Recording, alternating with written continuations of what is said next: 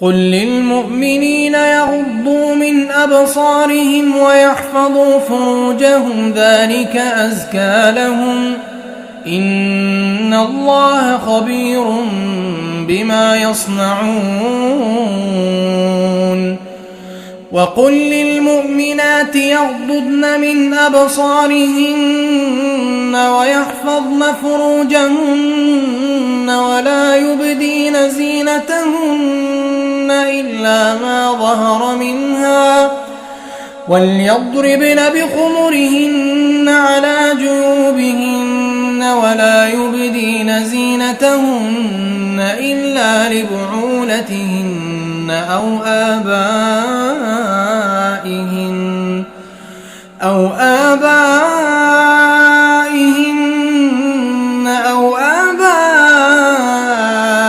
بعولتهن أو أبنائهن أو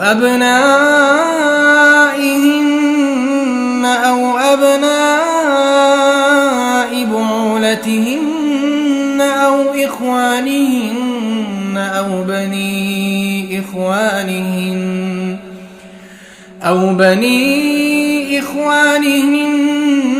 أو بني أخواتهن أو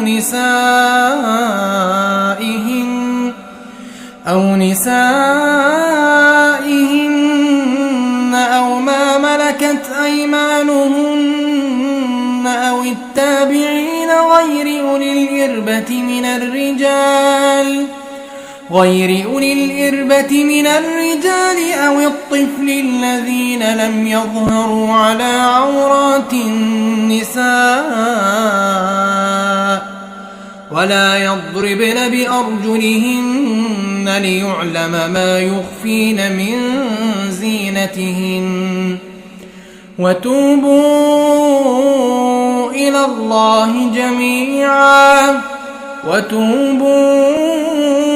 الله جميعا